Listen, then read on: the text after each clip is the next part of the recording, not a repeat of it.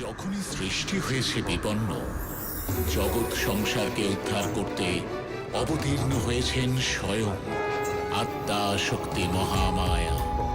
কখনো তিনি ললিতা ত্রিপুরা সুন্দরী, কখনো অম্বিকা, আবার তিনি দশপ্রহরণ ধারিণী মহিষাসুরমর্দিনী।